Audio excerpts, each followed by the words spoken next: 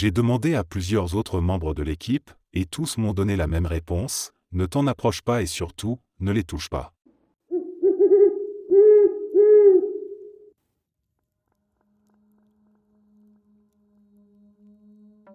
Je vis à proximité d'une vaste étendue boisée. Ce n'est pas vraiment une zone rurale, mais plutôt une frontière entre la ville et la nature, là où l'urbanisation s'efface progressivement pour laisser place aux arbres. Pour accéder au rail de train, il faut d'abord traverser une petite voie ferrée abandonnée qui enjambe une cascade. Une fois sur les rails, je marche un certain temps avant de couper à travers la forêt, choisissant au hasard un sentier informel, m'enfonçant dans les bois avant de faire demi-tour. Parfois, ces promenades durent des heures. J'ai pris cette habitude parce que je n'ai pas vraiment d'amis et que la solitude en pleine nature est devenue un refuge pour moi.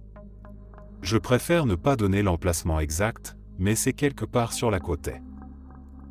Un jour, après une longue marche, je suis tombé sur ce qui ressemblait à un chemin de randonnée bien tracé. Curieux, je l'ai suivi pendant une quinzaine de minutes avant d'arriver dans une clairière. C'est là que je l'ai vu. Une structure incongrue, un escalier en pierre, usé par le temps et recouvert de mousse. Il était légèrement courbé et s'élevait à environ 5 mètres de hauteur. Mais ce qui était vraiment étrange, c'était l'absence totale de fondation ou de ruines autour. Il n'y avait aucune trace d'un ancien bâtiment auquel il aurait pu appartenir, aucun vestige de mur ou de sol. Juste ces marches, comme posées là, seules, perdues au milieu de la forêt. Peut-être une œuvre d'art, un vestige oublié d'un projet abandonné? L'étrangeté de la scène ne m'a pas tout de suite frappé. J'ai tourné autour, observé la pierre recouverte de mousse, pris quelques photos avant de finalement grimper au sommet. De là-haut, il n'y avait rien d'exceptionnel à voir, seulement des arbres à perte de vue. J'ai voulu enregistrer l'endroit sur mon téléphone, mais je n'avais aucun réseau, impossible d'ouvrir une carte pour localiser l'endroit. Après quelques minutes passées à contempler le paysage, l'ennui a fini par l'emporter, et je suis retourné sur le sentier pour repartir vers les rails. C'est là que quelque chose a commencé à me perturber. Le trajet m'avait semblé rapide à l'aller, mais cette fois, il s'étirait bien au-delà de ce que j'avais prévu. 15 minutes s'étaient transformées en plus d'une heure, et une sourde panique a commencé à s'installer. J'ai eu l'impression d'être perdu, de tourner en rond sans comprendre pourquoi. Le temps paraissait se dilater, et l'espace autour de moi semblait étrangement flou. J'ai marché en essayant de garder mon calme, mais pendant une demi-heure, j'ai cru que je ne retrouverais jamais mon chemin. Puis, soudainement, je suis arrivé sur les rails. Comme si la forêt m'avait finalement laissé partir après m'avoir retenu plus longtemps que prévu. Ce n'est qu'en rentrant chez moi que la véritable horreur a commencé. Lorsque j'ai regardé les photos sur mon téléphone, un frisson glacial m'a parcouru. Les escaliers n'étaient pas là. Là où ils auraient dû apparaître, il n'y avait que la clairière vide, des arbres, des ombres, mais aucune trace de la structure. Ce n'était pas un problème de photos floues ou mal cadrées. Il n'y avait tout simplement rien. L'angoisse est montée d'un cran quand j'ai tenté de chercher des informations sur ce que j'avais vu. Rien d'officiel, pas la moindre référence à une structure semblable dans cette région. Les seules choses que j'ai trouvées étaient des témoignages anonymes, des discussions sur des forums racontant des histoires similaires. Des escaliers surgissant de nulle part, trouvés au fond des bois, qui disparaissent aussi vite qu'ils sont apparus. Ce que j'avais vu ce jour-là n'avait peut-être jamais existé. J'ai essayé d'oublier, de refouler cette expérience comme une simple illusion. Mais depuis, quelque chose en moi a changé. D'abord, une anxiété diffuse s'est installée. Puis, une fatigue oppressante. Rapidement, c'est devenu bien plus grave. Un état de torpeur permanente, une sensation de vivre dans un rêve, où tout semblait flou et irréel. Une dépression insidieuse s'est infiltrée dans mon quotidien, au point que même les moments de bonheur paraissaient fades, inaccessibles. Je suis devenu irritable, sujet à des accès de colère absurdes, incontrôlables, dirigés contre rien de tangible. Mon entourage l'a remarqué, et ma copine n'a pas tardé à en souffrir. Elle m'a dit que je n'étais plus le même, que quelque chose en moi s'était éteint. Je me suis mis à avoir des épisodes étranges, des sensations de chaleur intense, des vertiges, des instants où ma vision se troublait jusqu'à ce que tout devienne noir pendant quelques secondes. J'ai consulté un médecin, qui a diagnostiqué de l'anxiété, rien de plus. Pourtant, au fond de moi, je sentais que ce n'était pas simplement du stress ou une crise passagère. Depuis ce jour, ces escaliers hantent mon esprit. Impossible de les oublier. Je les revois constamment dans mes pensées, leur présence pesante, silencieuse, ancrée au fond de ma mémoire. Tout me semble différent maintenant, comme si ma perception du monde avait été altérée d'une manière que je n'arrive pas à comprendre. J'aimerais avoir une explication rationnelle à tout ça. J'aimerais croire que ce n'était qu'un simple escalier, une simple anomalie architecturale perdue dans la nature. Mais alors, pourquoi n'apparaît-il pas sur les photos? Pourquoi ma vie semble-t-elle s'effondrer depuis que je l'ai vu? Je n'ai pas de réponse, seulement cette certitude angoissante que quelque chose ne va pas. Et que depuis ce jour, je ne suis plus vraiment moi-même.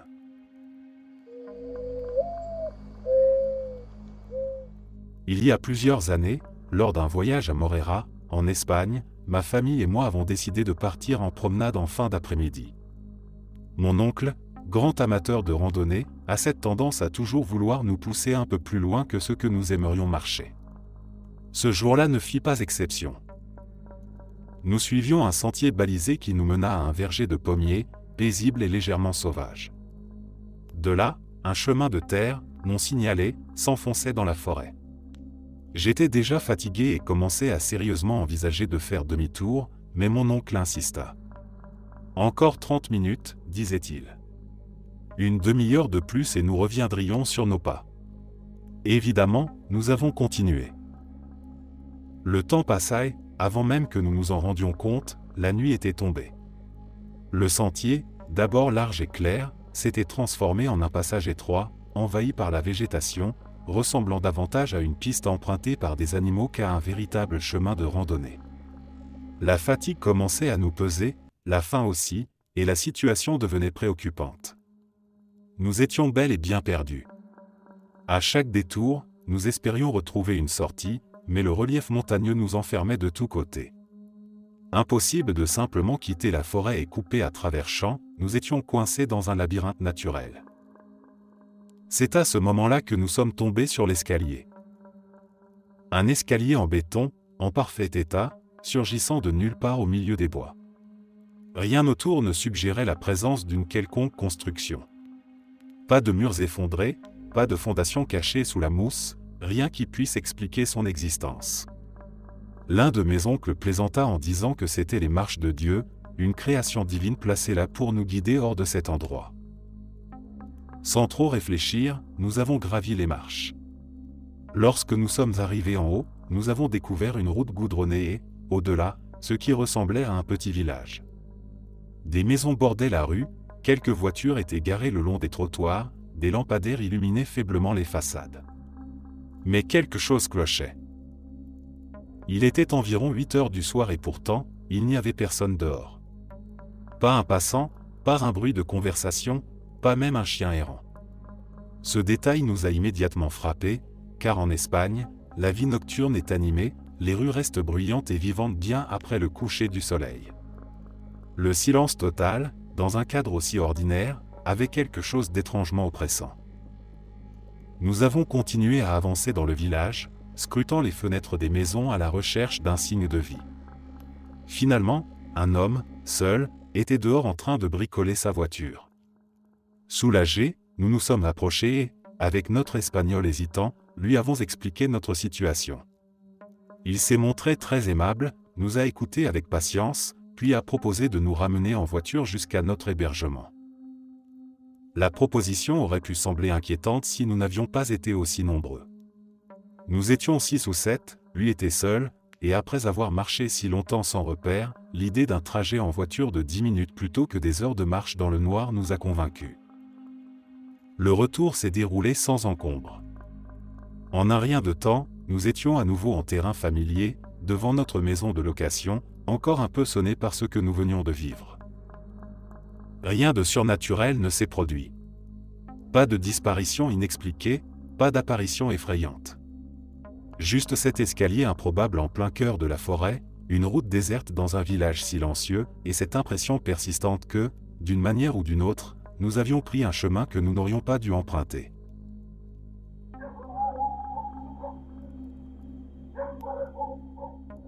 En tant qu'agent de recherche et de sauvetage depuis plusieurs années, j'ai été confronté à des situations qui m'ont marqué et que je pense que vous aimeriez entendre.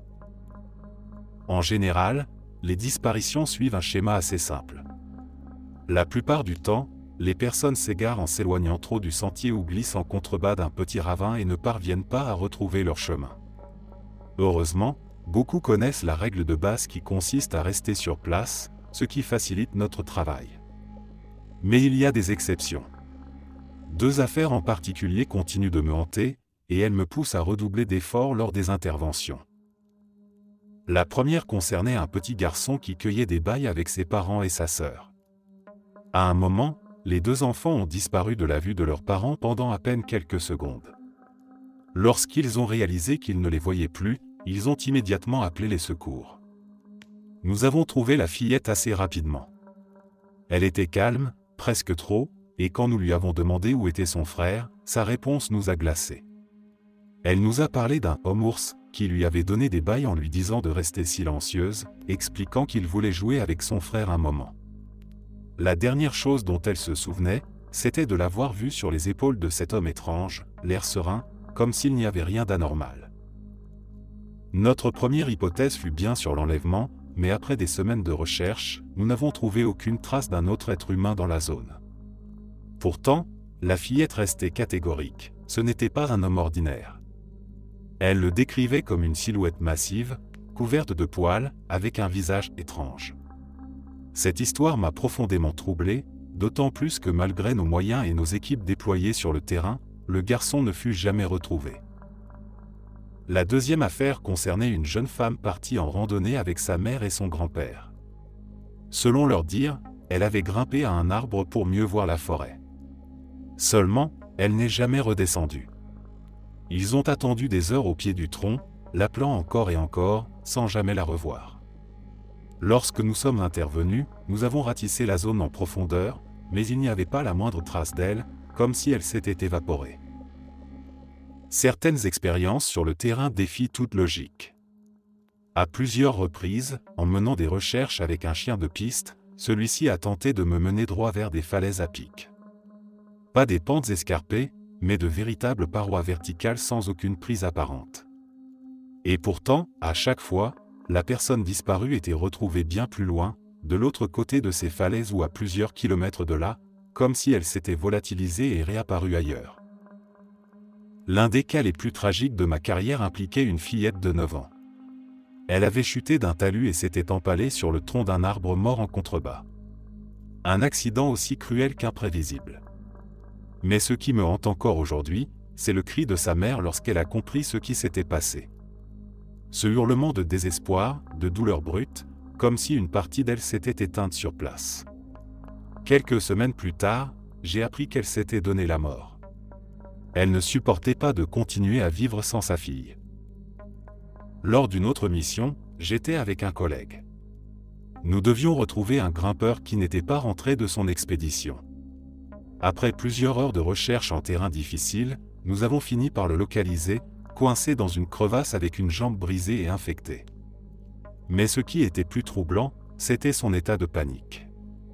Il répétait sans cesse qu'il avait vu quelqu'un au sommet de la montagne. Un homme vêtu d'une parka et d'un pantalon de ski, mais sans le moindre équipement d'escalade. Ce qui l'avait terrifié, c'était son visage ou plutôt son absence. Juste une surface lisse, sans traits. Pris de panique, il avait tenté de redescendre trop vite et avait chuté.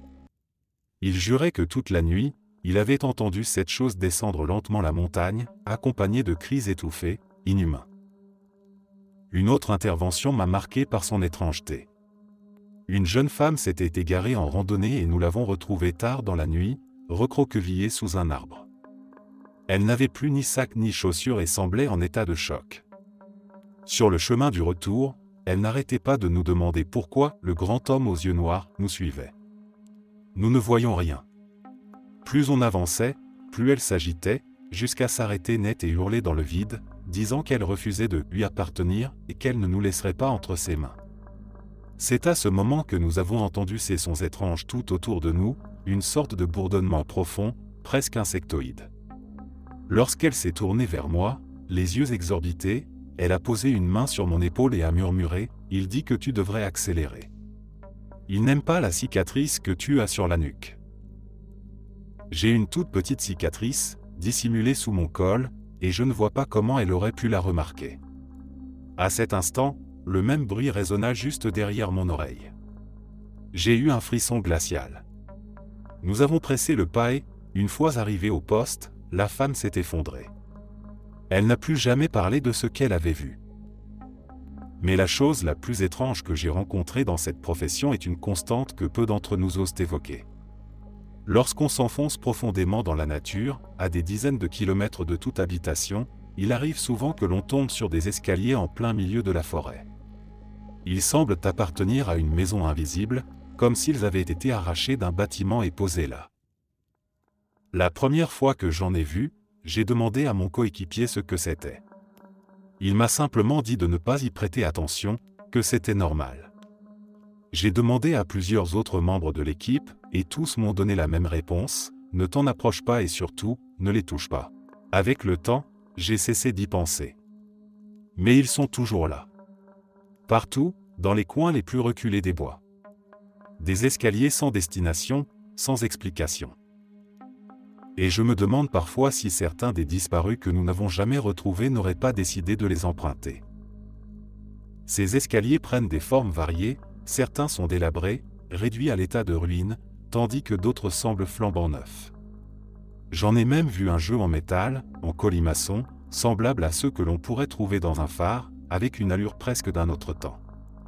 Ils ne s'élèvent pas indéfiniment, mais certains sont bien plus imposants que d'autres. C'est comme si quelqu'un avait découpé un escalier d'une maison et l'avait simplement déposé au beau milieu de la forêt, sans aucune explication. Je n'ai jamais pensé à les prendre en photo, et après ma première tentative, l'envie ne m'est plus jamais revenue. Il y a quelque chose d'étrange autour de ces structures, une sensation diffuse mais pesante qui dissuade quiconque de chercher à en savoir davantage. Peut-être qu'un jour j'essaierai de nouveau, mais je ne peux rien promettre. Lors de ma formation, l'une des premières missions auxquelles j'ai participé concernait la disparition d'un petit garçon de 4 ans, perdu après s'être éloigné de sa mère. Dès le début, nous étions convaincus qu'il serait retrouvé rapidement, car les chiens avaient une piste solide et des signes clairs indiquaient qu'il n'était pas loin. Effectivement, nous l'avons retrouvé une demi-heure plus tard, assis dans un bosquet de baille, inconscient du danger et persuadé de n'avoir parcouru que quelques mètres. Un vétéran l'a pris en charge pour le ramener, ce qui m'a soulagé, car je ne suis pas particulièrement à l'aise avec les enfants et j'ai toujours eu du mal à leur parler. Sur le chemin du retour, ma formatrice a décidé de m'emmener voir un endroit particulier, un creux naturel du terrain situé à quelques kilomètres de là, où de nombreuses personnes disparues avaient déjà été retrouvées. Il faut savoir que dans ce type de situation, les gens ont tendance à descendre parce que c'est plus facile, ce qui fait de ces zones des points de recherche récurrents. Nous avons mis un peu plus d'1 heure pour y arriver. Elle m'a montré différents endroits où des randonneurs avaient été retrouvés par le passé, et alors qu'elle parlait, un détail incongru a attiré mon regard. À cette distance de toute civilisation, en pleine réserve naturelle protégée, la présence de structures artificielles était improbable. Il n'y avait pas de bâtiments, pas de construction autorisée, tout au plus quelques tours de guet ou des abris de fortune abandonnés. Pourtant, au loin, quelque chose se détachait nettement du paysage. Une forme trop rectiligne, trop géométrique pour être naturelle. J'ai immédiatement pointé l'objet du doigt, mais ma formatrice n'a rien répondu, se contentant de me regarder avec un air qui me mit mal à l'aise. En m'approchant, une sensation étrange a commencé à me gagner, un frisson indéfinissable qui a parcouru mon dos, comme si mon corps réalisait avant mon esprit qu'il y avait là quelque chose d'anormal. Il s'agissait d'un simple escalier, posé là, seul, sans attache à aucune structure, avec un tapis beige usé recouvrant les marches. Un escalier banal dans un contexte où il n'avait rien à faire. Ses côtés étaient nus, exposant le bois sous le revêtement, comme si quelqu'un avait simplement copié-collé un élément d'intérieur au milieu de la forêt. Mon cerveau refusait de donner un sens à ce qu'il voyait, cherchant désespérément une explication logique. Ma formatrice s'était approchée, restant en retrait, son expression indéchiffrable. Je me suis tourné vers elle, cherchant une réponse, mais elle se contentait d'observer sans réaction apparente. La situation avait quelque chose de profondément dérangeant, mais ce qui l'était encore plus, c'était son attitude détachée. C'était comme si ce spectacle n'avait rien d'étonnant pour elle. J'ai voulu avancer pour examiner de plus près, mais elle a posé une main ferme sur mon bras, son geste plus éloquent que n'importe quelle mise en garde. Sans la moindre hésitation, elle m'a fait comprendre que je devais m'arrêter là. Depuis, j'ai croisé ces escaliers bien plus souvent que je ne l'aurais cru possible. Il m'arrive d'en voir à quelques kilomètres des sentiers, mais parfois, ils sont à des dizaines de kilomètres de toute présence humaine, perdus dans des zones si reculées qu'il faudrait plusieurs jours pour y accéder à pied. Certains sont petits et discrets, d'autres, immenses, comme tout droit sortis d'un manoir abandonné, avec des marches si larges qu'elles pourraient accueillir plusieurs personnes côte à côte. Les plus impressionnants que j'ai vus s'élevaient à plus de 5 mètres de hauteur, d'un style ancien, sculptés avec un soin qui contrastait violemment avec l'environnement sauvage qui les entourait. Chaque fois que j'ai tenté d'en parler à des collègues plus expérimentés, la réponse a été la même. Aucun d'eux ne semblait particulièrement troublé, mais tous m'ont dit d'adopter la même attitude. Ne pas poser de questions, ne pas chercher d'explications, ne pas y prêter attention. Ils ne sont pas importants, disent-ils. Ils font partie du paysage, comme les arbres, comme les rivières, comme les montagnes. Mais ne jamais s'en approcher, et surtout, ne jamais monter dessus. Aujourd'hui, quand un nouvel arrivant me demande ce que signifient ces escaliers, je lui réponds la même chose. Je n'ai pas de meilleure explication à lui offrir, et à force, j'ai fini par intégrer l'idée qu'ils étaient là, sans qu'il faille chercher à comprendre pourquoi. Peut-être qu'un jour, j'obtiendrai une réponse.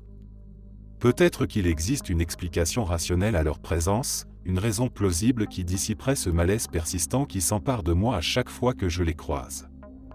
Mais tant que je ne la trouverai pas, je continuerai à faire ce qu'on m'a appris, détourner le regard, continuer mon chemin et ne jamais tenter de savoir ce qu'il y a au sommet.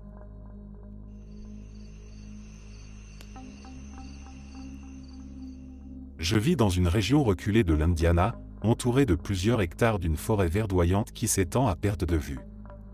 J'ai toujours eu un profond attachement pour cet état. Après avoir vécu dans plusieurs endroits au fil des années, je reviens toujours à la même conclusion, rien ne vaut l'Indiana. L'autre jour, comme à mon habitude lorsque j'ai besoin d'éclaircir mes pensées, j'ai pris mon Glock 19, l'ai glissé dans son holster et me suis enfoncé dans les bois. L'air était humide, chargé du parfum des arbres et de la terre, un calme pesant régnait autour de moi. Mais alors que j'avançais, un bruit étrange a attiré mon attention. Cela venait d'une partie dense de la forêt, un endroit où les arbres s'épaississaient au point d'obstruer la lumière du jour, et où de longues lianes pendaient, rendant le passage presque impossible. Le son était difficile à identifier, un bourdonnement léger, peut-être un chien hurlant au loin, ou quelque chose d'autre. J'aurais dû faire demi-tour, mais une impulsion inexplicable m'a poussé à avancer. J'ai sorti ma machette et me suis mis à trancher les hautes herbes et les branches pour me frayer un chemin vers la source du bruit. Mais plus je progressais, plus le son s'atténuait, jusqu'à disparaître complètement. À cet instant, une hésitation a traversé mon esprit, comme un avertissement diffus, mais j'ai continué. C'est ainsi que je suis tombé sur l'escalier. C'était une structure ancienne, rongée par le temps, faite de béton fissuré, couvert de mousse et de lichen. Il n'y avait rien d'autre autour, aucune ruine, aucune trace d'un bâtiment auquel il aurait pu appartenir. Juste ces marches dressées en pleine nature, seules et inutiles. Un sentiment de malaise a commencé à grandir en moi, comme si ma présence ici était une erreur. Une voix intérieure me criait de ne pas monter, mais je l'ai ignorée. Alors que je gravissais les marches, mon esprit s'emballa, imaginant des scénarios absurdes. Et si elle menait à un autre monde, un endroit d'où je ne reviendrais jamais? Et si elle s'effondrait sous mon poids, m'engloutissant dans une chute sans fin? Malgré ces pensées, rien ne se produisit. Aucun changement soudain, aucune perturbation de la réalité. J'ai simplement atteint le sommet, contemplé les arbres environnants, puis repris mon chemin, comme si de rien n'était. Mais ce n'était pas terminé. Quelques jours plus tard, une ombre est apparue dans le coin de mon champ de vision. Une silhouette sombre, indistincte, que mon regard n'a pu saisir pleinement. Dès que j'ai tourné la tête pour l'observer, elle avait disparu. Depuis cet instant, une paranoïa insidieuse s'est installée en moi, un sentiment oppressant d'être épié, traqué par quelque chose d'invisible. Puis, un soir, alors que je marchais seul dans les bois, un autre phénomène étrange s'est produit. Une mélodie douce, presque hypnotique, a flotté dans l'air. C'était une voix féminine, jeune, chantonnant un air inconnu, enveloppée d'une tranquillité trompeuse.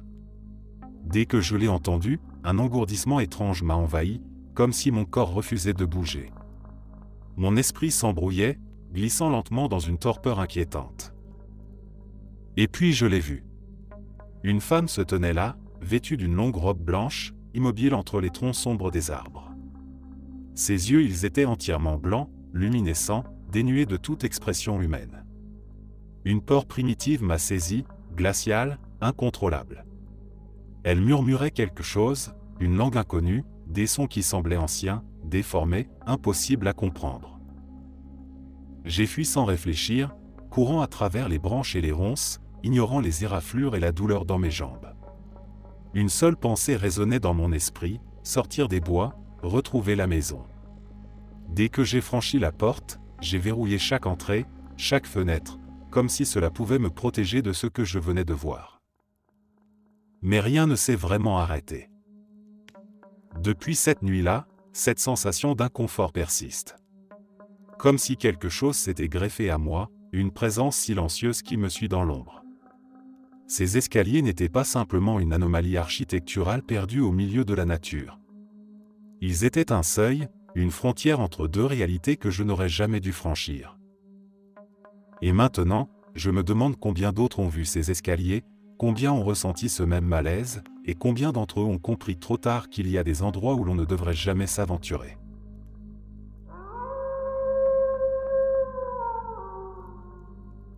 En 2016, j'étais en mission avec l'OTAN dans l'armée, en tant qu'infanterie mécanisée. Mon rôle était celui de tireur sur Bradley, ce qui signifiait que lorsque nous nous déplacions vers un nouvel emplacement, je me tenais debout, la tête hors de la trappe, scrutant les environs. Ce jour-là, nous traversions une immense plaine qui servait de terrain d'entraînement militaire. C'était en Allemagne, une zone totalement dégagée, sans la moindre habitation à perte de vue. Pourtant, alors que nous avancions, quelque chose a attiré mon attention. Au milieu de ce champ vide, il y avait ce qui restait d'une minuscule maison. Il ne restait plus grand-chose de la structure, juste un tas de gravats et, de manière inexplicable, un escalier encore debout, menant à ce qui semblait être un ancien vide sanitaire. Intrigué, j'ai demandé au conducteur d'arrêter le véhicule. Nous sommes tous descendus du Bradley et avons avancé prudemment vers les ruines. Plus nous nous rapprochions, plus nous remarquions des détails étranges. L'escalier, bien que fissuré et usé par le temps, portait d'étranges inscriptions, comme des gravures dans la pierre que nous ne pouvions pas identifier. Malgré le malaise évident que cette découverte suscitait, nous avons décidé de descendre. L'espace sous l'escalier était exigu, à peine assez grand pour 3 personnes. L'air y était lourd, stagnant, et les murs portaient les mêmes inscriptions bizarres que l'escalier. Mais c'est ce que nous avons trouvé au sol qui nous a glacés. Des ossements humains. Tout portait à croire que cette maison avait été détruite pendant la Seconde Guerre mondiale, probablement touchée par un obus de char. La famille qui s'y abritait avait dû se réfugier dans cet espace en espérant échapper à la destruction, mais il n'en était jamais ressorti. L'idée était tragique, mais ce qui nous perturbait encore plus, c'était l'isolement total du lieu. Il n'y avait pas d'autre habitation dans un rayon de plusieurs kilomètres. Cette zone avait été utilisée par l'armée pendant des décennies, et pourtant personne ne semblait avoir jamais découvert ces ruines avant nous. Les semaines ont passé, et nous avons fini par décider de revenir avec d'autres soldats pour leur montrer ce que nous avions trouvé. Pourtant, une fois sur place, l'escalier avait disparu. Il ne restait plus que l'étendue vide du terrain d'entraînement, comme si rien de tout cela n'avait jamais existé. J'ignore ce que nous avons vu ce jour-là. Peut-être une anomalie du passé, un fragment d'histoire qui n'aurait pas dû ressurgir, un vestige enfoui que nous avons perçu un instant avant qu'il ne se referme sur lui-même. Ce dont je suis sûr, c'est que tous mes hommes s'en souviennent, et que nous avons tous vu la même chose. Mais si nous voulions y retourner aujourd'hui, il n'y aurait plus rien à retrouver.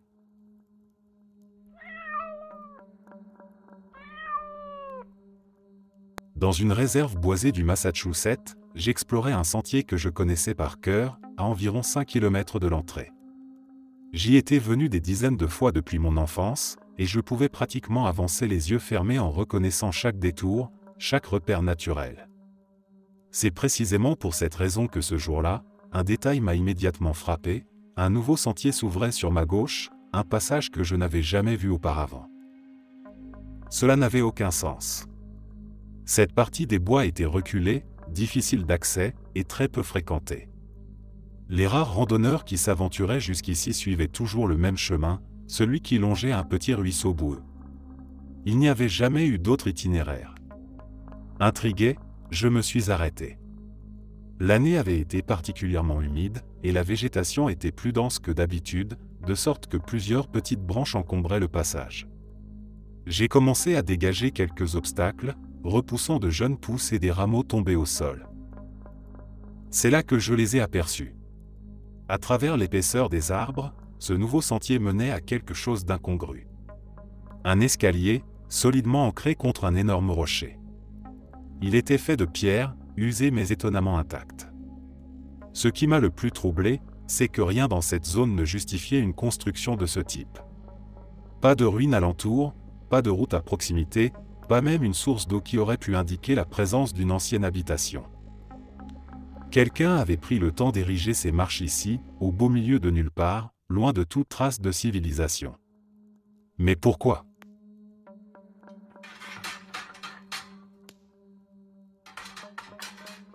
La forêt a toujours été un endroit où je me sentais à ma place. Il y a quelque chose d'apaisant dans le bruissement des feuilles, le craquement discret des branches sous les pas, le chant lointain des oiseaux qui résonnent dans l'immensité verte. Je n'ai jamais eu peur de m'aventurer seul, même dans les coins les plus reculés. C'est un sentiment de liberté absolue, un isolement volontaire loin du tumulte du monde. Pourtant, ce jour-là, j'aurais peut-être dû écouter cet instinct que j'ai si souvent ignoré. J'avais prévu une randonnée classique, rien d'inhabituel. Un sentier que je connaissais déjà, assez loin des chemins balisés pour ne croiser personne, mais pas assez risqué pour être imprudent. J'avais mon sac, mon eau, mon GPS, et je marchais d'un bon pas en profitant de la fraîcheur du matin. Tout semblait normal, jusqu'à ce que je prenne un détour à travers une zone plus dense de la forêt, simplement par curiosité, pour explorer un peu plus loin. C'est là que je l'ai vu, un escalier, planté là, au milieu de nulle part. Ce n'était pas un vieil escalier en ruine, comme on pourrait en trouver près des vestiges d'une cabane abandonnée. Non, il était parfaitement intact, droit, propre, comme si quelqu'un venait tout juste de le poser là. Il n'y avait aucune structure autour, aucune trace de construction ancienne, rien qui justifie sa présence. Juste des marches, en pierre, qui montaient dans le vide avant de s'arrêter brusquement, sans rampe, sans but apparent. Je me suis arrêté net. Mon premier réflexe a été de chercher une explication logique. Peut-être une vieille fondation oubliée, un reste d'architecture que la nature avait effacé autour de lui. Mais plus j'observais, plus l'incohérence de la scène me frappait. Il n'y avait rien, absolument rien qui puisse justifier cet escalier en plein cœur d'une forêt sauvage. Une sensation étrange a commencé à me serrer l'estomac. Une sorte de malaise diffus, comme si quelque chose ne tournait pas rond, comme si je me trouvais face à une anomalie que mon cerveau refusait d'accepter. Pourtant, au lieu de faire demi-tour, j'ai fait ce que toute personne rationnelle aurait évité, je suis monté. Dès le premier pas, l'air autour de moi a semblé changer. C'était imperceptible, mais réel. Une pression légère, une lourdeur, comme si l'atmosphère s'était épaissie. J'ai continué à grimper lentement, observant autour de moi. Rien ne bougeait. Pas un bruit, pas un souffle de vent. Juste le silence, oppressant, total. Lorsque j'ai atteint la dernière marche, j'ai eu un vertige. Pas un vertige de fatigue ou de déséquilibre, non, c'était autre chose. Un vertige de l'espace, du temps, un flottement, comme si le monde autour de moi avait basculé d'un degré imperceptible. J'ai regardé autour de moi, mais tout semblait identique. La forêt était toujours là, dense, verte, immobile. Alors, j'ai redescendu. Et c'est là que tout a changé. Au début, je n'ai rien remarqué d'anormal. Le sentier semblait le même, les arbres à la même place. Pourtant, au bout de quelques minutes de marche, j'ai eu une impression étrange, comme si les choses n'étaient pas exactement à leur place. Une branche tombée que je ne reconnaissais pas, un arbre dont la forme me paraissait différente. Des détails infimes, mais suffisants pour me donner cette sensation désagréable d'être dans un lieu familier et pourtant légèrement faux. Puis, quand j'ai voulu retrouver mon campement, il n'était plus là. J'étais pourtant certain de la direction à prendre, je connaissais la zone, j'avais laissé des repères. Mais tout semblait déplacé, comme si le paysage s'était réorganisé pendant mon absence. Je tournais en rond, incapable de retrouver mes affaires, et mon GPS ne captait plus aucun signal. L'écran affichait une erreur, incapable de me localiser. Les heures ont passé, et l'angoisse a commencé à me ronger. J'ai marché encore et encore, cherchant un point de repère familier, un chemin que je pouvais suivre. Mais la forêt semblait infinie, répétitive, comme si elle me ramenait toujours au même endroit. Puis la nuit est tombée, et c'est là que le silence est devenu insupportable. Je n'entendais rien. Pas un insecte, pas un oiseau, pas même le bruissement du vent dans les feuilles. Un silence si profond qu'il me faisait mal aux oreilles, comme si j'avais été plongé dans un vide absolu. C'est à ce moment-là que je l'ai vu de nouveau. L'escalier était là, exactement au même endroit. Comme si je n'étais jamais parti.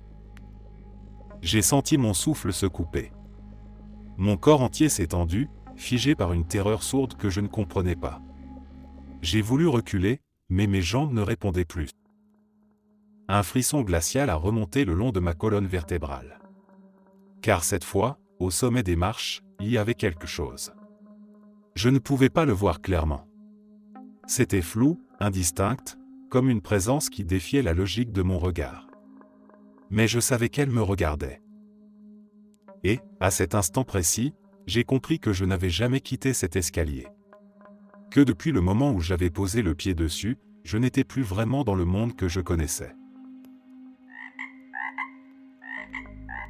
Durant mes années de lycée, j'avais pris l'habitude d'explorer seul les bois qui s'étendaient derrière chez moi. J'adorais m'aventurer loin, parfois même un peu trop. Un jour, alors que l'école était fermée pour un jour férié, le soleil brillait et l'appel de l'aventure me titillait. Jusqu'à présent, la distance la plus éloignée que j'avais parcourue menait à un ruisseau, à environ 8 km de la maison. À chaque fois que j'atteignais ce point, une étrange sensation me gagnait. Une intuition sourde me sommait de faire demi-tour, de ne pas aller plus loin. C'était viscéral, irrationnel peut-être, mais impossible à ignorer. Pourtant, ce matin-là, j'avais pris une décision, je franchirais le ruisseau et j'irais voir ce qu'il y avait de l'autre côté. Je savais que je risquais de m'enfoncer bien plus loin que d'habitude, alors je pris mes précautions. J'embarquai quelques bouteilles d'eau, des snacks et un petit couteau de poche offert par mon père. Avant de partir, je prévins ma mère que j'allais randonner dans la forêt. Elle me rappela de ne pas rentrer trop tard pour le dîner. Puis, sans plus attendre, je pris la direction du sentier. Le chemin qui partait du bord de notre terrain n'était pas vraiment un sentier tracé. C'était plutôt une piste naturelle, marquée par les passages répétés d'animaux et d'explorateurs comme moi. Les 5 premiers kilomètres furent une promenade paisible. L'air était frais, empli des senteurs de mousse et de terre humide. Le soleil jouait entre les feuillages, projetant des éclats dorés sur le sol forestier. J'étais dans mon élément, libre et serein. Mais toute cette quiétude s'évanouit dès que j'arrivai au ruisseau. La même sensation me prit aux tripes, un malaise indéfinissable, un avertissement silencieux qui me suppliait de faire demi-tour. Cette fois-ci, je décidai de l'ignorer. Je pris une profonde inspiration et d'un bond, je franchis l'eau. Instantanément, une pression oppressante s'abattit sur mon crâne, comme si l'air lui-même s'alourdissait autour de moi. Une migraine fulgurante me vrilla les tempes, mais je refusais de reculer. J'avais décidé d'avancer, quoi qu'il en coûte. Après quelques minutes, la douleur s'atténua. Mon esprit se recentra sur l'environnement, sur les bruits de la forêt et les jeux de lumière entre les branches. Puis, sans aucun signe avant-coureur, je le vis. Là, devant moi, trônait un immense escalier en colimaçon, surgissant de nulle part. L'excitation et une peur sourde se heurtèrent violemment en moi. L'objet était d'une beauté fascinante mais atrocement déplacé dans ce décor. Il semblait tout droit sorti d'un manoir victorien, déposé là au milieu des arbres comme un vestige échappé du temps. Aucun brin d'herbe ne poussait à ses pieds. Le métal de sa structure était si froid que lorsqu'il entra en contact avec ma peau, j'eus l'impression qu'il me brûlait. Le plus étrange étaient les motifs gravés dans le métal, des silhouettes humanoïdes dansant, certaines pourvues de cornes, d'autres de crocs acérés. Un frisson me parcourut l'échine. Pourtant, ma curiosité était trop forte. Il fallait que je voie ce qu'il y avait en haut. L'escalier semblait robuste. Je l'ébranlai de toutes mes forces, mais il ne bougea pas d'un millimètre. Alors, je posai un pied sur la première marche. L'inquiétude disparut, remplacée par une étrange euphorie. C'était comme si quelque chose m'attirait irrésistiblement vers le sommet. L'envie d'atteindre l'ouverture dissimulée derrière un épais rideau de feuilles était plus forte que tout. Alors que j'arrivais presque en haut, je jetai un dernier regard à la forêt. Le paysage était magnifique. Le vert profond du feuillage était piqueté de touches d'or et de rouille, annonçant doucement l'arrivée de l'automne. Je pouvais distinguer le sentier serpentant à travers les arbres, mais de l'autre côté de l'escalier, il n'y avait plus rien. Comme si tout ce chemin n'avait existé que pour me mener jusqu'ici. Puis, l'atmosphère bascula brusquement. Une bourrasque glaciale s'éleva, me glaçant jusqu'aux os. Un frisson de panique monta en moi. Quelqu'un m'observait. L'impression était si intense que j'en eus la certitude, je n'étais pas seul. Et ce n'était pas un simple promeneur curieux. Une présence invisible se manifestait, oppressante, hostile. Avant que je ne puisse réagir, une force m'attrapa par derrière et me projeta en arrière. Le choc fut brutal. Je chutai lourdement dans l'obscurité la plus totale. Je n'avais pourtant pas perdu connaissance. J'étais conscient, mais le monde autour de moi s'était éteint. La nuit était tombée d'un coup.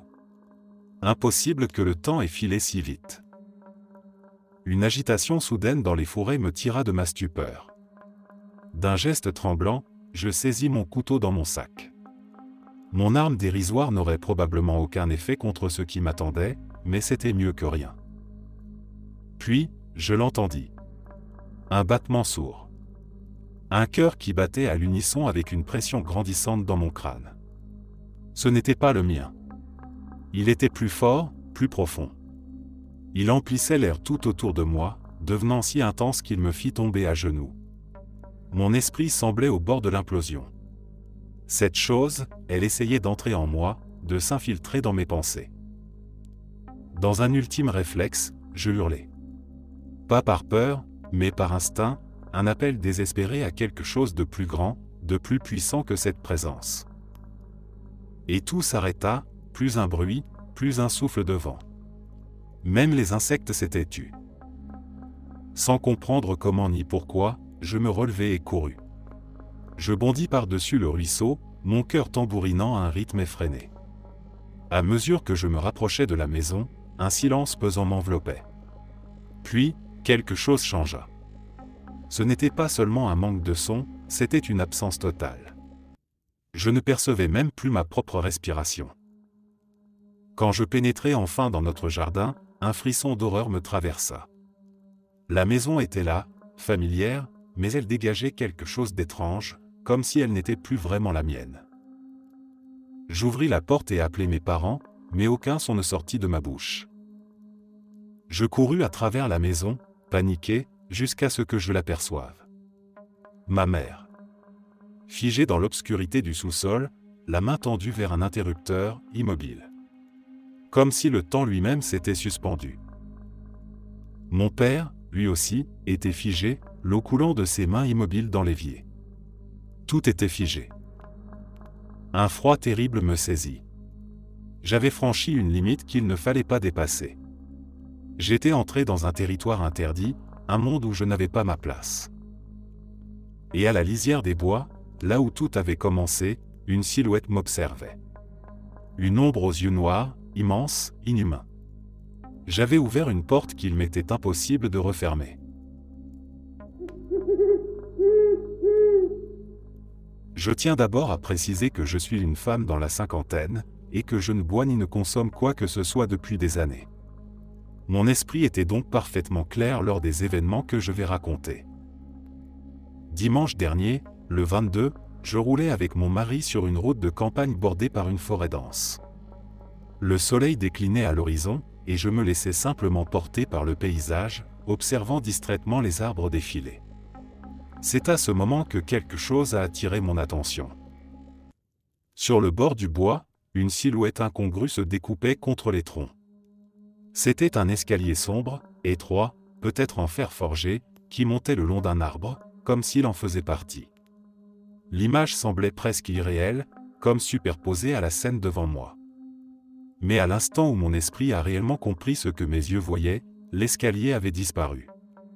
Il ne restait que l'arbre, intact, comme si rien n'avait jamais été là. Je n'ai rien dit sur le moment, mais l'incident m'a laissé profondément troublé. Ce n'était pas la première fois que je voyais quelque chose d'étrange. Depuis quelques années, j'ai été témoin de phénomènes que je ne peux expliquer, comme si le voile entre notre monde et une autre réalité s'amincissait. Peut-être que tout cela a un lien avec quelque chose de plus grand, peut-être même avec des expériences scientifiques dont nous n'avons pas conscience. L'été dernier, alors que nous installions notre campement dans une forêt nationale en Virginie occidentale, j'ai vécu une expérience encore plus troublante. Après avoir déposé mon sac, j'ai décidé d'explorer un peu les alentours et me suis éloigné du camp d'une quarantaine de mètres. L'atmosphère était paisible, mais en un instant, tout est devenu silencieux. Pas un bruissement de feuilles, pas un chant d'oiseaux, pas même un souffle de vent. L'endroit était incroyablement dense, presque primitif, comme si j'avais mis les pieds dans un fragment de forêt oublié par le temps. Il y avait quelque chose de solennel, presque sacré dans l'air. Instinctivement, j'ai fermé les yeux un instant, me laissant envahir par ce silence profond. Quand je les ai rouverts, ils étaient là. De petites créatures humanoïdes, translucides, ne mesurant pas plus de 20 ou 30 cm, se tenaient dissimulées derrière les fougères et les buissons. Leur silhouette était délicate, presque éthérée, et elle semblait m'observer en silence, comme si j'avais franchi une limite invisible que je n'aurais pas dû dépasser. Un frisson m'a parcouru, non pas de peur, mais de respect. Je savais instinctivement que je ne devais pas rester. D'une voix douce, presque tremblante, j'ai murmuré, « Très bien, je vais partir. Je vous laisse tranquille, laissez-moi tranquille aussi. » Puis, lentement, sans leur tourner le dos, j'ai reculé jusqu'à retrouver le chemin du campement. Je n'en ai jamais parlé à mon mari ni à mes proches. Non pas par honte, mais parce que quelque chose en moi me disait que ce n'était pas un événement que l'on partage facilement. Comme si en parler risquait de briser quelque chose, d'effacer l'instant. Mais ce n'était pas la première fois que la réalité me jouait des tours. En 2019, alors que je vivais dans une maison en Virginie, un phénomène encore plus déroutant s'est produit. Une nuit, je suis sorti sur le porche arrière et j'ai remarqué quelque chose d'étrange. Juste à côté de moi, un espace, aussi grand qu'une pièce de maison, semblait flou. Ce n'était pas un simple effet d'optique ou une brume matinale. C'était une zone bien définie, avec des contours précis, mais son intérieur était brouillé, comme si l'air lui-même refusait de prendre forme à cet endroit. J'ai contourné cette anomalie, tentant d'observer sous différents angles, essayant de comprendre ce que je voyais. L'idée m'a traversé l'esprit d'y entrer. Mais quelque chose, un instinct primal, m'en a dissuadé. À la place, j'ai ramassé un bâton et l'ai lancé à l'intérieur. Rien d'extraordinaire ne s'est produit. Il est simplement tombé au sol, à quelques mètres à l'intérieur de cette zone floue. Et après cela je ne sais plus. Je ne me souviens pas être rentré, ni avoir raconté cela à mon mari. Le lendemain, la zone avait disparu, comme si rien de tout cela n'avait existé. Ce qui me trouble le plus aujourd'hui, ce n'est pas l'apparition de cette anomalie, ni le fait que j'ai pu être témoin de quelque chose d'inexplicable. C'est plutôt mon propre comportement face à l'événement. Pourquoi n'ai-je pas immédiatement appelé mon mari pour lui montrer ce que je voyais? Pourquoi n'ai-je pas cherché à en savoir plus? Ai-je franchi cette frontière sans m'en rendre compte, sans me souvenir de ce qui s'est passé après? Parfois, je me demande si, d'une manière ou d'une autre, j'ai changé de réalité ce soir-là. Si celle dans laquelle je vis aujourd'hui est exactement la même que celle d'avant. Et si ce n'est pas le cas, que s'est-il passé dans cet espace flou qui a fait que je ne me souvienne de rien? Je n'ai jamais trouvé de réponse. Seulement un sentiment persistant que quelque chose, quelque part, m'a observé ce jour-là, et que je ne suis peut-être pas censé comprendre ce que j'ai vu.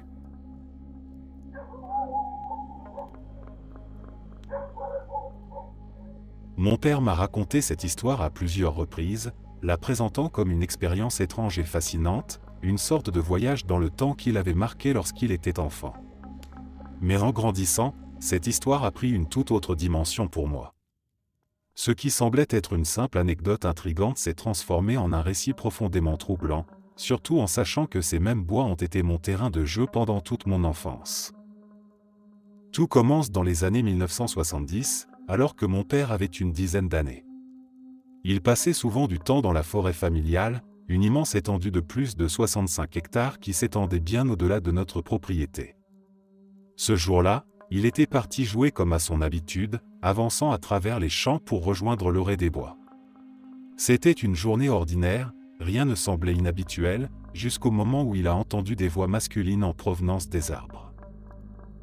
Pensant que son père, qui était agriculteur, travaillait peut-être avec des oncles ou des ouvriers, il s'est précipité vers l'entrée du bois pour voir ce qui se passait. Mais en franchissant la lisière, il s'est retrouvé face à une scène totalement inattendue, une équipe entière de bûcherons était en train d'abattre les arbres. Tout lui paraissait anormal. Les hommes travaillaient sans lui prêter la moindre attention, comme s'ils n'existaient pas. Leurs vêtements, leurs outils, même les camions semblaient appartenir à une époque révolue, démodée d'au moins 30 ou 40 ans. L'image avait quelque chose d'irréel, comme un fragment du passé figé dans le présent. Il a essayé d'interpeller les ouvriers, leur demandant qui ils étaient et ce qu'ils faisaient là. Un seul homme a fini par réagir. Il s'est accroupi face à lui et lui a dit d'une voix calme et ferme, « Que fais-tu ici, gamin? Tu devrais rentrer chez toi. » Mon père, confus, a obéi et a tourné les talons. Il se souvient vaguement de s'être mis en route, puis plus rien. La prochaine chose dont il a eu conscience, c'était de se réveiller allongé sur un léger dénivelé dans la forêt. La lumière avait changé, le soleil déclinait, et il était resté absent bien plus longtemps qu'il ne l'avait imaginé. Lorsqu'il est rentré chez lui, sa mère était furieuse d'inquiétude. Elle l'avait cherché pendant près de 2 heures, criant son nom à travers les champs, alors qu'il ne s'éloignait jamais plus d'1 heure d'habitude. Pourtant, pour lui, tout cela n'avait duré qu'une quinzaine de minutes. Pour une raison qu'il ne s'explique toujours pas, il n'a jamais raconté cette histoire à sa mère.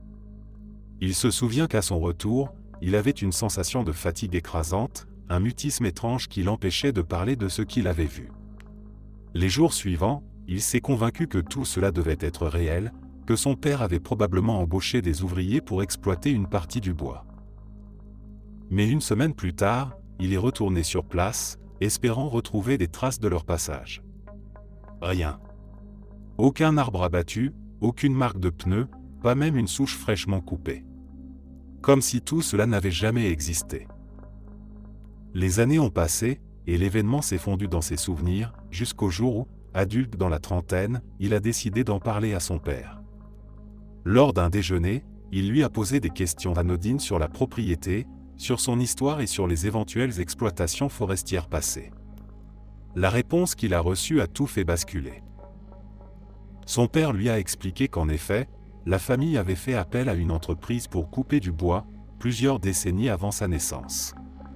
Tout concordait. La période, l'activité, le type d'homme qu'il avait vu. Mon père était resté figé. Il avait passé des années à se dire que son esprit lui avait joué un tour, qu'il avait rêvé ou imaginé cette scène. Mais voilà que la réalité confirmait ce qu'il avait vécu. Cette révélation m'a troublé bien plus qu'elle ne l'a troublé lui. Je connaissais ces bois. J'y avais moi-même passé mon enfance, explorant chaque sentier, chaque cours d'eau, chaque recoin où les arbres s'entrelacent. À présent, chaque souvenir que j'avais de ces lieux me revenait en mémoire sous un angle différent. Il y avait ces moments où j'entendais, au loin, des voix masculines, des éclats semblants provenir d'une équipe de construction ou de travaux. J'avais toujours supposé qu'il s'agissait de voisins travaillant sur leur terrain, mais maintenant, je n'en étais plus aussi sûr. Il y avait aussi ces clôtures en barbelés incrustées dans les arbres, ces fers à cheval rouillés, ces outils abandonnés qui semblaient figés dans le sol depuis une époque révolue. Et puis, il y avait ces zones où rien ne poussait. Des endroits entièrement vides, sans herbe, sans mousse, comme si la nature elle-même avait oublié ces parcelles de terre. Des rivières aux formes étrangement ordonnées, presque comme des escaliers taillés dans la roche. Des grottes dont l'eau s'enfonçait dans l'obscurité, disparaissant dans des cavités inconnues sous nos pieds. Je n'avais jamais eu peur de ces bois, mais aujourd'hui, en y repensant, une inquiétude sourde s'insinue en moi.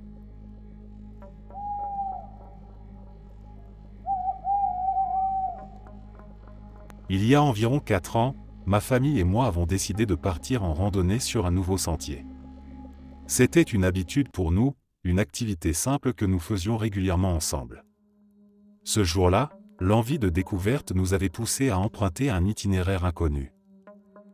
Alors que nous marchions, mon père remarqua au loin un amas de pierres qui semblait appartenir à d'anciennes ruines. Curieux, il proposa que nous allions voir de plus près. En nous approchant, nous avons découvert ce qui restait de bâtiments en pierre, fortement délabrés, à peine reconnaissables. Il ne subsistait que des fragments de murs, suffisamment pour deviner leur fonction d'autrefois. Mais ce qui attira mon attention ne se trouvait pas parmi ces vestiges. Un peu plus loin, à l'écart, se dressait un escalier. Il était fait du même type de pierre que les ruines, mais contrairement à elles, il ne semblait pas avoir subi l'usure du temps. Les marches étaient parfaitement intactes, sans fissures, sans mousse ni érosion apparente. Sans trop réfléchir, j'ai posé le pied sur la première marche et je suis monté. L'endroit était désert, la vue au sommet ne révélait rien d'anormal, seulement l'étendue du bois environnant. Pourtant, un malaise s'est soudainement emparé de moi. Une sensation étrange, une impression diffuse de vide, comme si j'étais à la fois perdu et observé. Un poids invisible pesait sur ma poitrine, et une peur inexplicable s'insinuait en moi. Mon père, resté en bas, m'a dit de descendre. Il n'a pas insisté, mais son ton ne laissait pas place à la discussion. J'ai obéi, encore troublé, puis nous avons poursuivi notre promenade sans reparler de l'escalier.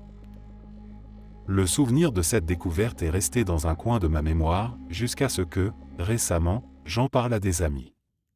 Leur réaction fut immédiate, il fallait y retourner.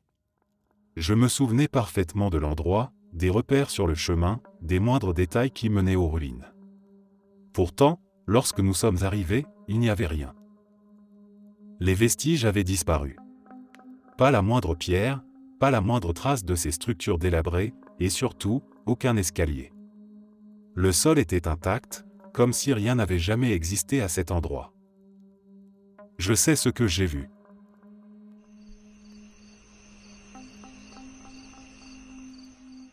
La première fois que j'ai croisé ces escaliers, j'étais encore un enfant. J'étais parti avec des membres plus âgés de ma famille pour ramasser de l'herbe à ours. La journée était lumineuse, le soleil filtrait à travers les branches, et l'air était empli des bruits habituels de la forêt. Puis, à une 60aine de mètres de notre petit groupe, quelque chose a attiré mon regard.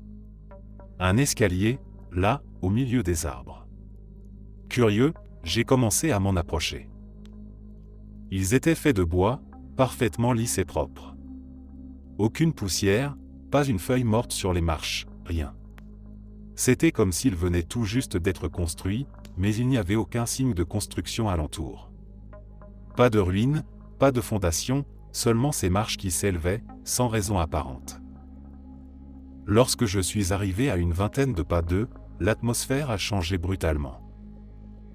Le silence s'est abattu sur la forêt. Plus un chant d'oiseaux, plus un bruissement de feuilles. Même le vent semblait s'être figé. La lumière du jour s'était estompée, comme si un voile invisible s'était abattu sur moi, rendant tout plus terne, plus froid. J'ai regardé par-dessus mon épaule et mon cœur s'est serré. Ma famille n'était qu'à une 60aine de mètres, mais soudain, il semblait bien plus loin, comme si un gouffre invisible s'était creusé entre nous. L'espace lui-même paraissait distordu. Une peur primitive m'a envahi. Sans réfléchir, j'ai tourné les talons et j'ai couru à en perdre haleine. L'air me brûlait les poumons, mais je n'ai pas osé ralentir avant d'atteindre mon oncle, en larmes, le souffle coupé. J'ai tenté de lui expliquer ce que j'avais vu, lui désignant l'endroit où se trouvaient les marches quelques secondes plus tôt, mais elles avaient disparu. Le visage de mon oncle s'est fermé immédiatement. Il n'a posé aucune question, n'a pas cherché à comprendre. Il savait déjà. Il m'a regardé droit dans les yeux et, d'une voix grave, m'a dit de ne plus jamais refaire ça. Il m'a expliqué que ces escaliers n'étaient pas un simple hasard, pas une anomalie de la nature. Autrefois, ils apparaissaient sous d'autres formes, des encadrements de portes en bois, des marches de pierre menant à d'anciens rochers. Mais aujourd'hui, c'était sous la forme d'escaliers qu'ils se manifestaient. Et il ne fallait jamais, jamais les toucher. Selon lui, ils menaient au monde des esprits. Ceux qui s'en approchaient trop, ceux qui osaient poser un pied dessus, pouvaient être emportés, volés par quelque chose d'invisible. Il parlait avec une telle certitude que mon estomac s'est noué. Depuis ce jour, j'ai revu ces escaliers à plusieurs reprises. Jamais le même, mais toujours aussi étrange. Parfois massif, parfois délabré, parfois neuf comme s'il venait d'être installé. Chaque fois, je ressens cette même sensation de malaise, cette même énergie lourde qui semble distordre l'air autour d'eux. Mais maintenant, je sais quoi faire. Je pose au sol une offrande de protection, je murmure une prière et je m'éloigne aussi vite que possible. Et à chaque fois, en rentrant chez moi, je prends soin de purifier mon esprit et mon corps avec de la sauge. Même si on ne croit en rien, son parfum est apaisant. Et dans ces moments-là, tout ce qui peut éloigner ce genre d'énergie est une bénédiction.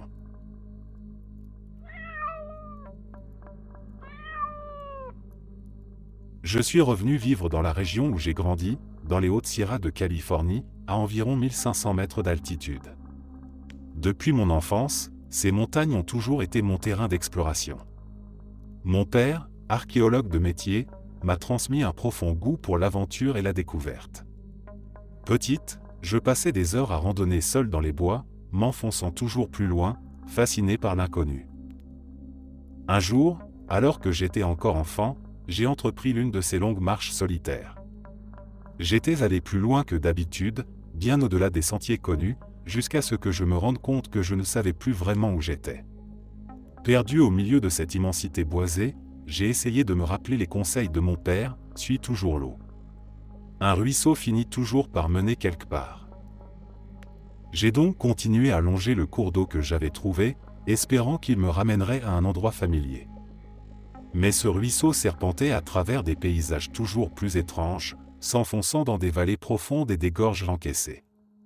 Par moments, les berges devenaient trop abruptes pour que je puisse les suivre, et je n'avais d'autre choix que de marcher directement dans l'eau, sentant le courant glisser contre mes jambes. C'est alors que je les ai vus. Sous la surface limpide du ruisseau, des marches couvertes de mousse s'enfonçaient vers les profondeurs. Elles étaient anciennes, usées, englouties dans l'ombre. Elles descendaient si loin que le fond était invisible. Intrigué, presque fasciné, j'ai posé le pied sur la première marche. La pierre était glissante sous mes semelles détrempées, et un filet d'eau ruisselait le long des marches, formant un courant doux mais constant. Plus je descendais, plus le monde autour de moi changeait. Le ciel, pourtant lumineux un instant plus tôt, s'est obscurci. L'air est devenu lourd, chargé d'un silence absolu. Plus un bruissement de feuilles, plus un chant d'oiseaux. Le murmure du ruisseau s'était tu. Un silence épais, irréel, avait englouti tout ce qui m'entourait. Un frisson m'a parcouru l'échine, puis mon pied a glissé. J'ai senti mon corps basculer, l'eau glacée m'envelopper, et l'obscurité m'engloutir en un instant. Quand j'ai rouvert les yeux, j'étais allongé dans un vaste pré. Le soleil brillait à nouveau, projetant une lumière douce sur les hautes herbes qui ondulaient sous la brise. Mais le ruisseau avait disparu. Il n'y avait ni cours d'eau, ni escalier, ni même le moindre indice que j'avais pu me trouver ailleurs que dans cette clairière depuis le début. Mon corps était engourdi, mon esprit embrumé. J'avais l'impression d'avoir dormi une éternité. Pourtant, quelque chose d'étrange attira mon attention. Sur mes bras, des marques, 2 lignes parfaites, comme des brûlures, tracées avec une précision inquiétante. Elles étaient nettes, symétriques. Si je joignais mes avant-bras, elles s'alignaient parfaitement, comme si elles avaient été gravées volontairement sur ma peau. Je suis rentré ce jour-là, hanté par ce qui m'était arrivé. Les années ont passé, 21 au total. Mais les marques n'ont jamais disparu. Et moi, je n'ai jamais retrouvé ce ruisseau.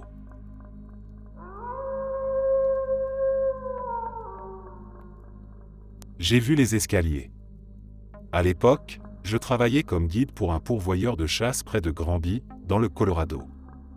Mon rôle était de mener les chevaux de bâtiment et d'assister les chasseurs en pleine montagne.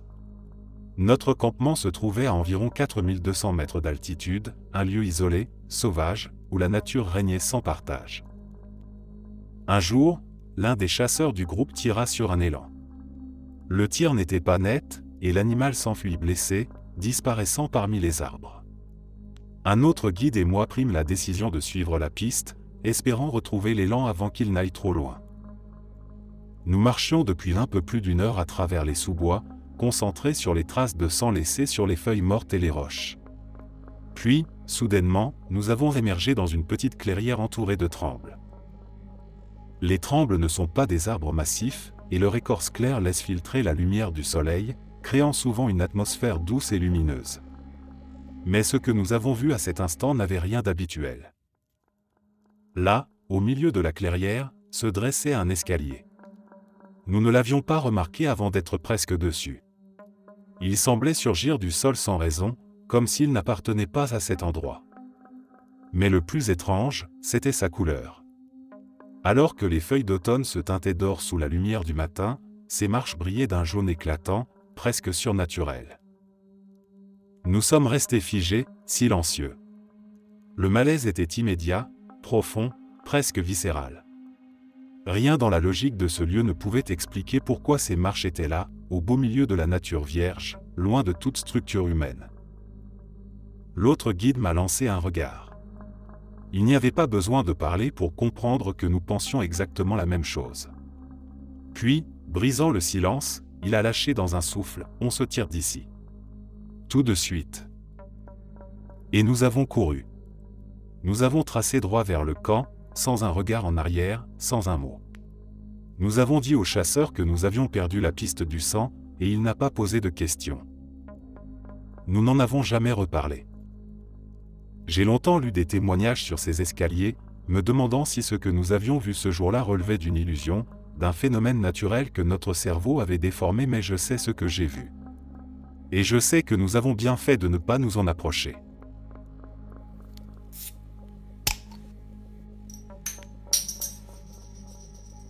Cela faisait plusieurs nuits que je faisais le même rêve, un rêve étrange, récurrent, qui me plongeait dans une sensation de malaise à chaque réveil.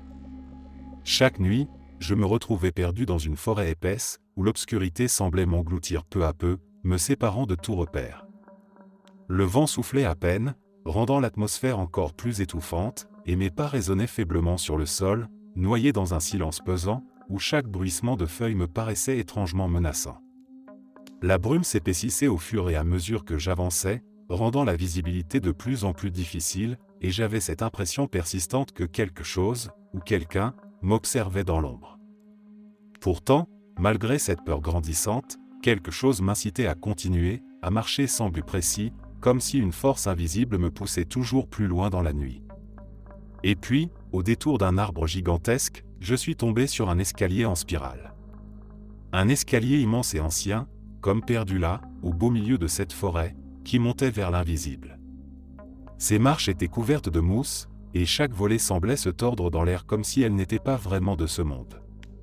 C'était à la fois fascinant et terrifiant, et j'étais attiré malgré moi, comme si une voix douce et lointaine m'appelait. Je n'avais pourtant aucune envie d'escalader cet étrange monument, mais quelque chose dans l'air, dans ce rêve, me disait que je n'avais pas le choix, que je devais y monter pour avancer, pour comprendre ce qui se passait.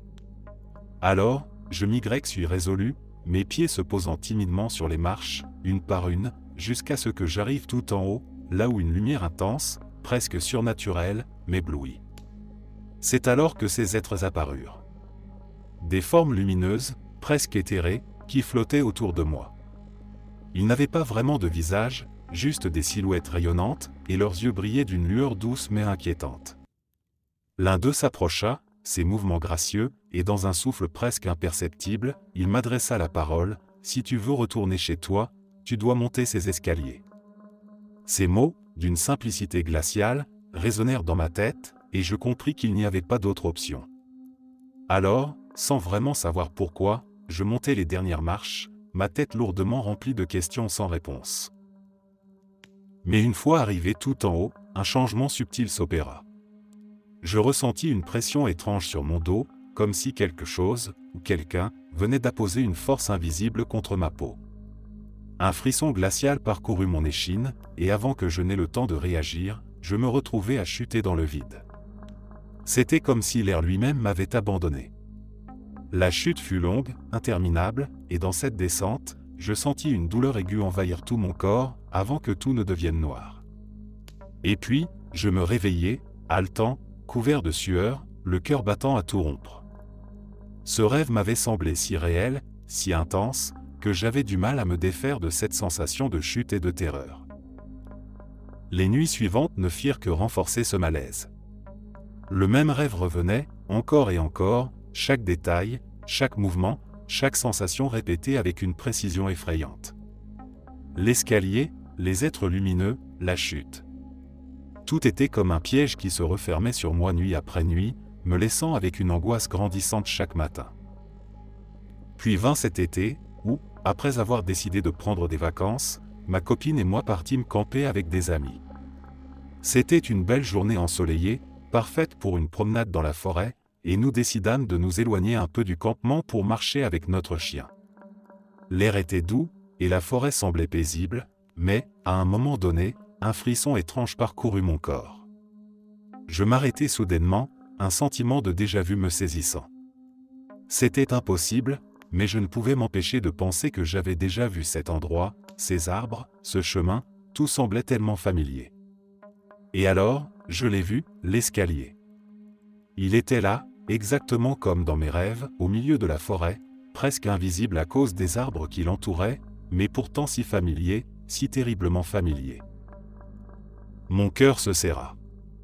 Comment cela pouvait-il être possible? Cet endroit, ces escaliers, ce n'était pas censé exister dans la réalité. Je les avais vus dans mes rêves, pas ici. Avant que je ne puisse réagir davantage, mon chien, comme attiré par une force invisible, s'élança en courant vers l'escalier. Je l'appelai, mais il n'écouta pas, il grimpa avec une vitesse folle, comme poussé par une énergie que je ne comprenais pas. Mon cœur se serra, une peur irrationnelle m'envahit. J'avais l'impression de revivre la scène de mes cauchemars. Arrivé en haut, il s'arrêta un instant et me regarda, ses yeux remplis d'une lueur étrange que je ne lui connaissais pas. Et puis, sans aucune hésitation, il sauta dans le vide. Comme un automate, sans un cri, sans un frémissement. Mon estomac se serra, et, paniqué, je me précipitai vers les escaliers, pris mon chien dans mes bras et me précipitai en courant pour le ramener au campement. Une fois chez le vétérinaire, on lui diagnostiqua 2 pattes cassées. Il avait survécu, mais il n'était plus tout à fait le même. Ce n'était plus mon chien, celui que je connaissais. Il avait changé, comme s'il avait perdu une part de lui-même dans cette chute. Et moi, je savais au fond de moi que j'avais frôlé quelque chose de bien plus grand, quelque chose que je ne pouvais pas expliquer. Ces escaliers, ce lieu, je ne savais pas ce qu'ils étaient, mais je savais une chose, si jamais vous les voyez, fuyez. Ne vous en approchez pas, à tout prix. Vous ne pouvez pas savoir ce qui vous attend là-haut, mais il vaut mieux ne jamais le découvrir. Merci d'être resté jusqu'à la fin. N'oubliez pas d'aimer la vidéo, de vous abonner et de partager vos propres histoires en commentaire. On se retrouve demain à la même heure devant ce feu.